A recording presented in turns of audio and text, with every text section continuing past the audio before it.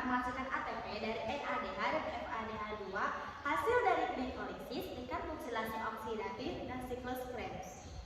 Transport elektron terjadi di membran dalam mitokondria, di mana terdapat bagian-bagian penting yang berperan sebagai penerima elektron, yaitu kompleks protein 1, kompleks protein 2, kompleks protein 3, kompleks protein 4, ubiquinol, dan sitokrom C. Proses ini disebut juga dengan fosforilasi oksidatif dan ditemukan pada tahun 1948 oleh Eugene Kennedy dan Albert Mehninger. Secara singkat, transport elektron untuk NADH sebagai berikut. 1. Molekul NADH akan melepaskan elektronnya dan ditangkap kompleks protein 1.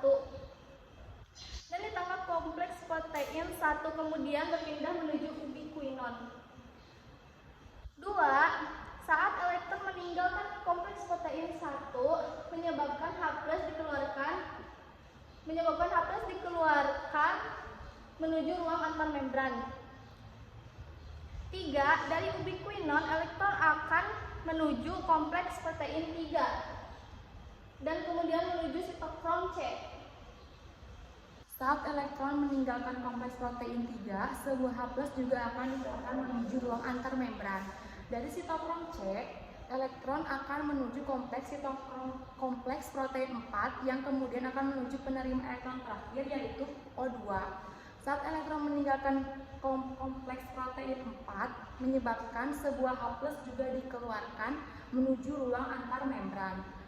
O2O setelah menerima elektron akan mengikat H+ dan membentuk H2O. 3 H+ yang telah dikeluarkan tadi akan masuk kembali melalui enzim ATP sintase yang berada di dalam membran tersebut. Setiap H+ yang masuk melalui ATP sintase juga akan dihasilkan satu molekul ATP. Jadi total dari satu NADH akan dihasilkan 3 ATP. Dan proses transport elektron untuk molekul FADH, yaitu 1 molekul FADH2 akan melepaskan elektronnya dan ditangkap kompleks protein 2 kemudian berpindah menuju ubiquinon. Namun pada tahap ini tidak menyebabkan dikeluarkannya H+. Kemudian elektron akan meninggalkan ubiquinon dan menuju kompleks protein 3, sitokrom C, dan kompleks protein 4. Saat elektron melewati kompleks protein 3 dan 4, masing-masing menyebabkan dikeluarkannya molekul H+. Jadi hanya 2 H+ yang dikeluarkan hingga nantinya masuk kembali melalui ATP sintase dan terbentuk ATP.